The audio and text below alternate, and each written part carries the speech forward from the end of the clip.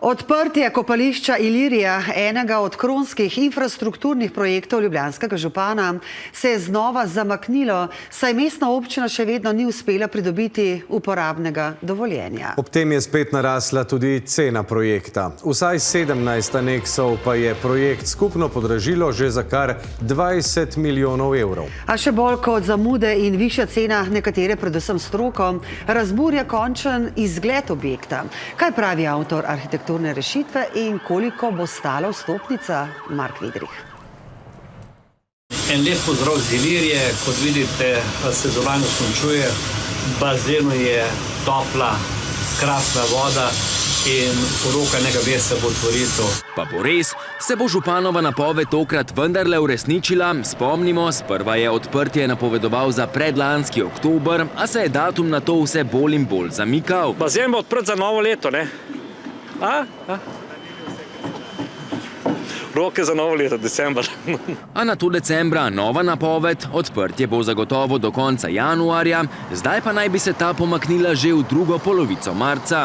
Razlog pa številne pomanjkljivosti, ki so jih na tehničnem pregledu 18. decembra zaznali predstavniki Ministrstva za naravne vire in prostor, zaradi česar objekt še zdaj nima uporabnega dovoljenja. Dejstvo je pa tudi, da nam ta čas prav pride, ker oprema, ki ni bila del osnovne pogodbe, ki kasneje je naročena, del te opreme iz tujine in prihaja počasi. Ob vsem tem je močno poskočila tudi cena projekta. Samo zadnji, že 17. aneks z izvajalcem Makro 5 gradnje je projekt podražil za več kot 5 milijonov evrov.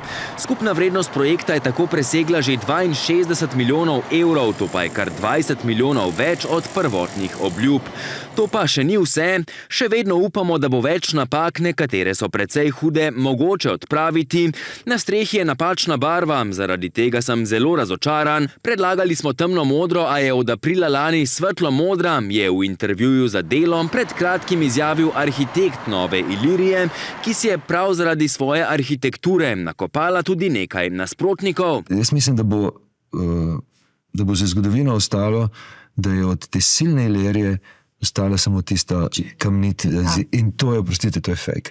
In od tega, kako so sončne celice postavljene na streho, do tega, kako ta monstrum tam stoji, se mi zdi, da preprosto ni v čast Ljubljane. Nasprotno pa župani nekaj naključnih sprehajalcev. Pa se ni tako slabo. Jaz sem navdušen.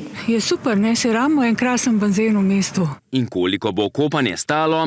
Cene vstopnic so že javne. Za enkraten obisk bazena bodo morali plavalci med tednom odšteti 7,5 evrov, za 1 evro bo vstopnica dražja med vikendom in za praznike, nekoliko ceneje pa bodo plavali upokojenci, študenti in otroci do 10. leta starosti, med tednom za 5,5 evrov, med vikendom in za praznike pa za 7,5 evrov.